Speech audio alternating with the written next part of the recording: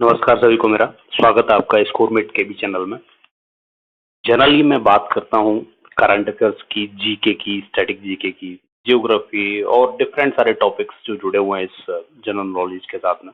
आज थोड़ा सा डिफरेंट बात करेंगे हम, वो है वैकेंसीज के बारे में। भाई, जब तक वैकेंसीज का पता नहीं चल पा रहा आपको, आप अप्लाई ही नहीं कर पा रहे, तो क्या फायदा उस जनरल नॉलेज और करंट अफेयर्स का। तो आज का जो टॉपिक है इम्पोर्टेंट है।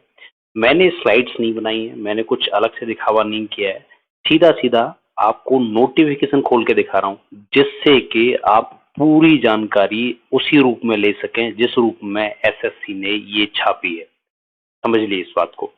तो पूरा नोटिफिकेशन मैंने 51 पेजेस का खोल दिया आपके सामने। ये वैकेंसीज हैं आपके लिए, constable executive male and female in Delhi police. 2023 में दिल्ली पुलिस की वैकेंसी आ चुकी है, कांस्टेबल मेल एंड फीमेल दोनों के लिए। ठीक है, तो इसको हम डिस्कस कर लेते हैं। अप्लाई करना है आपको कब से? Date for submission of online application 1 सितंबर से ये वैकेंसी स्टार्ट हो गई है। फॉर्म फिलअप होना स्टार्ट हो गए। ओके, और लास्ट डेट कब है? 30 सितंबर इसका लास्ट डेट है, ध्यान रखना आप। 30 सितंबर तक लास्ट डेट है और 1 सितंबर से फॉर्म भरना शुरू हो गए। Window for application for correction, बहुत इंपोर्टेंट बात है। पहली बात तो गलती मत कर देना फॉर्म भरने में। अगर गलती हो गई है तो 3 अक्टूबर से 4 अक्टूबर तक एक विंडो ओपन होगी जिसमें आप अपना फॉर्म करेक्ट कर सकते हो। ठीक है। Schedule of computer based examination, इसका जो एग्जाम है वो होगा दिसंबर 2023 में, तो तैयारी के लिए सफिशिएंट टाइम है, जुड़ जाइए। दिसंबर 2023 में इसका एग्जाम होगा।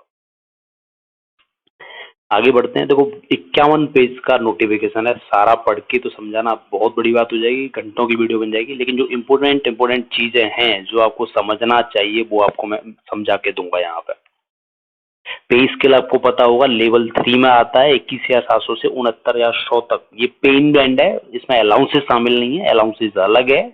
इस बीच में आपका बेसिक पे रहने वाला है, अलाउंसेस मिला के सैलरी और बढ़ जाएगी आगे। ठीक है, दिल्ली की नौकरी।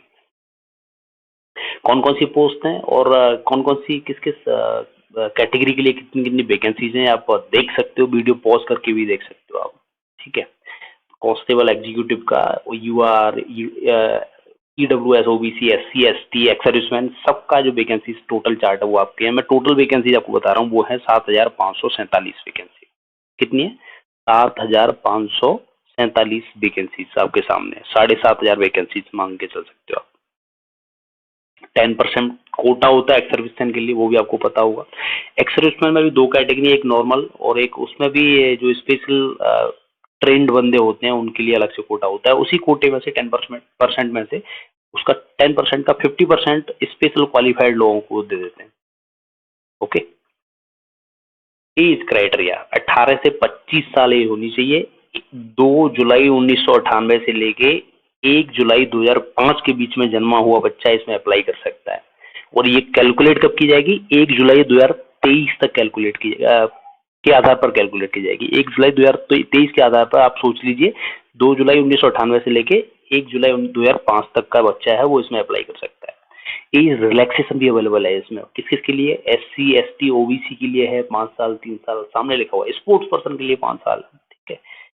और भी डिफरेंट कैटेगरीज आप देख रहे होंगे। एक्स सर्विसमैन 3 सालों से रिजर्वेशन मिलेगा। And son and daughter of serving retired deceased Delhi police personnel multitasking, ये दिल्ली पुलिस में जिन्होंने सेवा की है उनके बेटा बेटी को 29 साल तक इसका फॉर्म भर सकते हैं। और भी डिफरेंट तरीके का रिजर्वेशन है। ओवरव्यू आपको समझना चाहिए कि रिजर्वेशन अवेलेबल है। अगर आप किसी स्पेसिफिक कैटेगरी में फॉल कर रहे हैं तो काइंडली देखिए इसको। एक्स सर्विसमैन में भी उन्होंने ओबीसी, एससी, एसटी की कैटेगरीज अलग कर रखी हैं। ये मत सोचना कि एक्स सर्विसमैन है तो सिर्फ एक ही कैटेगरी लागू हो गई, नहीं, उसमें भी ओबीसी, एसटी के आधार पर आपका एज क्राइटेरिया चेंज हो जाएगा। विडोज, डाइवोर्स्ड, उनको भी 5 साल का एज रिलैक्सेशन इसमें दिया है। तो दिल्ली पुलिस बहुत परोपकार वाला काम कर रही है, मुझे लग रहा है सबको रिजर्वेशन पकड़ा रखा है उन्होंने। आइए, भर्ती हो जाइए। आगे आप चलोगे, हाँ, इम्पोर्टेंट चीजें हैं, आगे भी काफी सारी इम्पोर्टेंट चीजें हैं। ये क्वालिफिकेशन से रिलेटेड बात है। क्वालिफिकेशन 10+2 होनी चाहिए किसी रिकग्नाइज्ड बोर्ड से। ऑब्वियसली रिकग्नाइज्ड बोर्ड से आपने पास किया होगा तो 12वीं पास बंदा होना चाहिए। लेकिन उसमें भी कुछ स्पेशल क्राइटेरिया इन्होंने डाल दिया है कि son daughter of serving retired और डिजीज दिल्ली पुलिस वालों के जो बच्चे लड़के लड़कियां हैं और या वो रिटायर भी हो चुके हैं तब भी वो 11th पास हैं तब भी उनको ले लिया जाएगा, 12th पास उनको नहीं चाहिए। एक सिविलियन नॉर्मल बंदा आ रहा है उसको 10+2 होना चाहिए, ठीक है। या फिर आप दिल्ली पुलिस में कार्यरत हो, बैंडमैन, बगलर, ये कांस्टेबल, ड्राइवर कहीं ना कहीं हो आप, तो दिल्ली पुलिस में उनको भी 11th पास अगर हो है बंदा, 12th पास नहीं है तब भी ले लिया जाएगा। आगे एनसीसी सर्टिफिकेट का आप क्राइटेरिया देख सकते हो। एनसीसी होल्डर जो भी है उनके लिए बहुत इंपॉर्टेंट चीज ये है कि 5% of maximum marks of the examination. NCC C वालों के लिए बात कर रहा हूँ मैं, सीबीए 3 तरह की सर्टिफिकेट होते हैं एनसीसी में। आपने जितना स्कोर किया है मार्क्स, अगर आपके पास एनसीसी सी सर्टिफिकेट है तो उसका 5% मार्क्स से आपको लास्ट में ऐड हो जाएगा। समझ रहे बात को? अगर आपने 100 मार्क्स का क्वेश्चन है, 100 में से मान के चलो 100 में से 100 आपने स्कोर कर दिया तो आपको 5% एक्स्ट्रा मिल जाएंगे आपको, ठीक है। ऐसे ही बी का 3% है, ए का 2% है। डिग्री वालों के लिए स्पेशली जिन्होंने राष्ट्रीय रक्षा यूनिवर्सिटी आरआरयू से डिग्री की है, ये मुझे लग रहा है गुरुग्राम में लोकेटेड है, अगर वहां से किसी ने डिग्री करी है ना तो उसका जो वेटेज है वो आप नीचे देख सकते हैं। डिस्टिंक्शन अगर किसी का है तो 5% of maximum marks of the exam, जितना उसने स्कोर किया उसका 5% ऐड हो जाएगा यहाँ पे। समझ रहे हैं आप? यूनिवर्सिटी की जो डिग्री की वैल्यू है वो यहाँ आप देख सकते हैं आरआरयू की, क्योंकि वहाँ पढ़ाया भी ऐसे ही जाता है रक्षा के बारे में, डिफेंस के बारे में, तो ऑब्वियसली वेटेज बनता है उनके लिए। हाउ टू अप्लाई, ये मैं बोलूँगा आपको, सजेस्ट करूँगा आप नोटिफिकेशन पढ़िए। आपको मैं बोलूँगा कि एसएससी की साइट पर जाओ, इंस्ट्रक्शंस जैसे जैसे आ रहे हैं आगे बढ़ते हुए जाइए, ठीक है। ये मैं आपको ओवरव्यू बता रहा हूँ कि वैकेंसीज हैं तो क्या क्या पात्रता क्या है आपकी, फॉर्म फिलअप करने से रिलेटेड आपको जानकारी चाहिए तो आप एसएससी की साइट पे जाके वहाँ पे जो इंस्ट्रक्शंस आपके आते जा रहे हैं उनको फॉलो करिए और आगे बढ़ते जाइए। 100 रुपये फीस है इसकी, 100 रुपीज फीस है, और उसमें भी एक्स सर्विसमैन और विडो वगैरह के लिए क्या है वो माफ कर दी गई है, ठीक है। उन पर ये लागू नहीं है, 100 रुपये का रिलैक्सेशन उनके लिए। ये सेंटर ऑफ एग्जामिनेशन है, सेंटर्स आप चूज कर सकते हो। ये डिफरेंट, अगर आप रीजन बना रखे हैं उन्होंने, ठीक है। मध्य प्रदेश का अलग रीजन है, ईस्टर्न सेक्टर का अलग रीजन है, सेंट्रल का अलग रीजन है, नॉर्थ ईस्ट का अलग रीजन है, तो रीजन के हिसाब से उन्होंने क्या है डिफरेंट जगह पे सेंटर्स बना रखे हैं। आपका सिटी, नियर बाई सिटी आप इसमें से देख लीजिए और उसी को सेलेक्ट कीजिए काइंडली। अब बहुत इंपॉर्टेंट चीज हम डिस्कस करने जा रहे हैं वो है स्कीम ऑफ एग्जामिनेशन। कितने नंबर का पेपर है, क्या आने वाला है। 4 पार्ट है basically, general knowledge, current affair, reasoning, numerical ability and computer से रिलेटेड 4 पार्ट हैं। आप नंबर ऑफ क्वेश्चन देख सकते हैं, 50, 25, 15, 10 घटते हुए आ रहे हैं, 50, 25, 15, 10, उसी हिसाब से एक क्वेश्चन 1 मार्क, 100 क्वेश्चन टोटल आपके। यस, 50, 75, 75, 5, 80, 10, 90, 100, 100 क्वेश्चन है आपके, 100 मार्क्स हैं आपके। एक क्वेश्चन 1 मार्क, 90 मिनट का टाइम है, ठीक है, 1.5 घंटे का टाइम आपको मिलेगा। 100 मार्क्स, 100 क्वेश्चन, 90 मिनट, देख लीजिए। स्पीड से काम करना है आपको। There will be negative marking of 0.25 marks for each wrong answer, negative marking भी है यहाँ पे, ठीक है। 0.25 मार्क्स आपका कट जाएगा, जो कि जिसके बारे में आपको चिंता नहीं करनी है। आपको सटीकता से चलना है, आपको बढ़िया जो आ रहा है क्वेश्चन उसी का आंसर करना है। अगर 50% आ रहा है तो भी आंसर कर देना है, मैं तो सजेस्ट करूंगा, लेकिन बिल्कुल अंधा तीर नहीं चलाना है, वो आपके लिए घातक हो सकता है। जो सिलेबस आप देख सकते हैं स्क्रीन पे, पॉज करके स्क्रीन को आप पढ़ सकते हैं। General knowledge, normally static G के करंट अफेयर इसमें पूछा जाता है। रीजनिंग है तो विजुअल मेमोरी बेस्ड क्वेश्चंस हैं, ऑब्जर्वेशन, रिलेशनशिप वाले क्वेश्चंस हैं, इस तरीके के क्वेश्चंस आते हैं। न्यूमेरिकल एबिलिटी जो गणित से रिलेटेड है, उसमें number, decimal fraction, okay, percentage, ratio, profit and loss, ये सारी चीजें आती हैं। कंप्यूटर से रिलेटेड आपको एक्सेल, एमएस वर्ड और जनरल टर्मिनोलॉजी ये सब पूछे जाते हैं, ठीक है।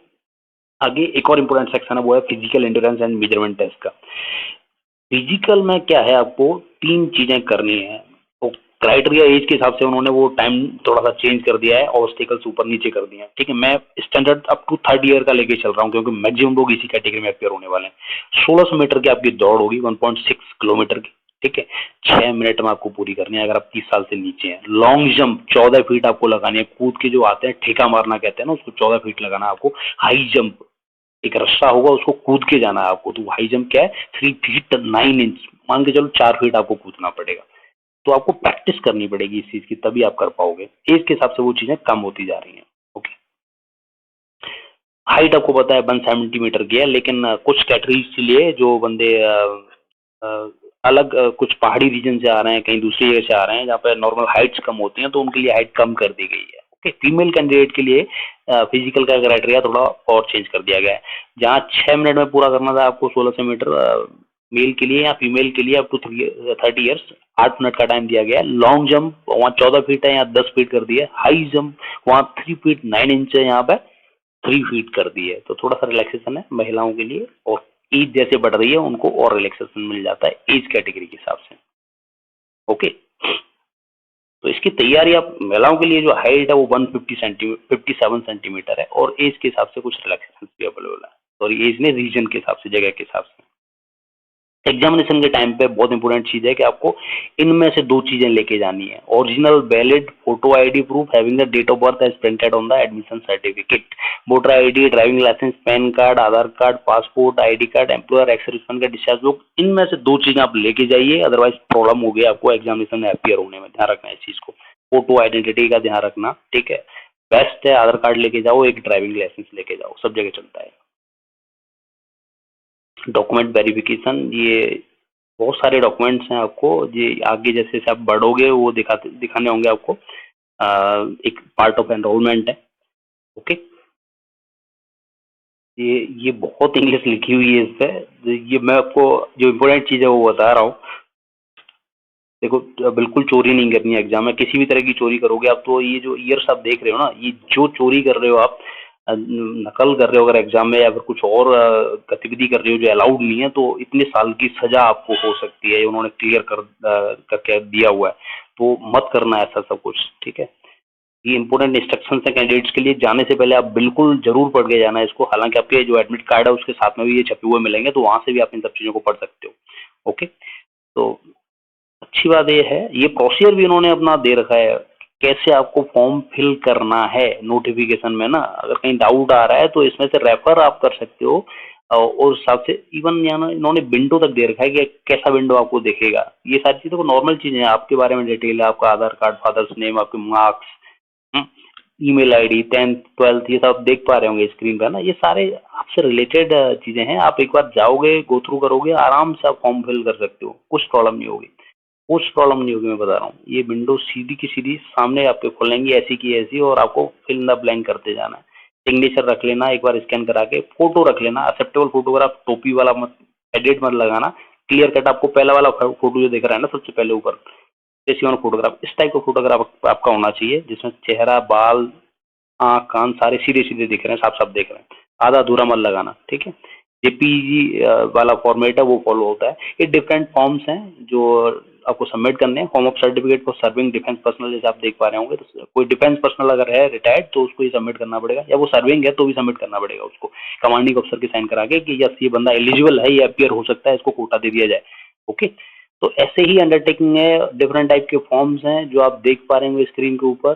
कुछ आपसे कंसर्न हो सकते हैं, कुछ आपसे कंसर्न नहीं भी हो सकते, तो उन सब चीज़ों का ध्यान रखें। जो आपसे कंसर्न है उन फॉर्म्स को लेके जाएं स्पेसिफिकली आप। ओके, देखिए वहाँ कोई परेशानी नहीं हो।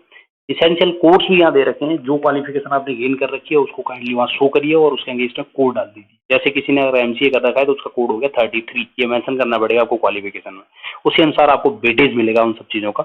ओके, तो at last I will say कि ssc.gov.in पे आप जाइए, वहाँ से दिल्ली पुलिस का नोटिफिकेशन डाउनलोड कीजिए। और ये वीडियो में बताने वाली बात नहीं है कि 2 घंटा लग जाएगा अगर मैं बताऊंगा, तो अब डाउनलोड करके प्रिंट आउट लेके तसल्ली से चीज़ों को पढ़िए, समझिए, ठीक है। मैंने आपको ओवरव्यू दे दिया है कि चीज़ें क्या क्या हैं, क्या क्या रेफर आप कर सकते हो, और कैसे आपको अप्लाई करना है, और कौन सी वैकेंसीज अवेलेबल है, ठीक है।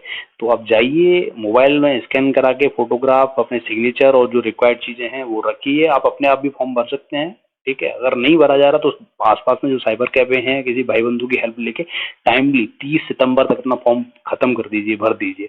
और जो विंडो ओपन होगी 3 से 4 अक्टूबर की, उसका विशेष ध्यान रखिए, क्योंकि अमेंडमेंट अगर कोई करना है, गलती से गलती कोई हो गई है तो उसी टाइम पे आप अमेंडमेंट कर सकते हैं, चेंज कर सकते हैं चीज़ों को, ठीक है।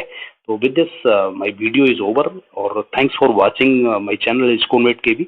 अगर आपको पसंद आया हो और ऐसे ही अपडेट, करंट अफेयर और कुछ चीज़ें जो एग्जामिनेशन से रिलेटेड हैं, जो आपकी लाइफ को इम्प्रूव कर सकती हैं, जो आपके स्कोर को इम्प्रूव कर सकती हैं, तो मेरे चैनल स्कूलमेट के भी को सब्सक्राइब कर लीजिए। Once again, thanks for watching.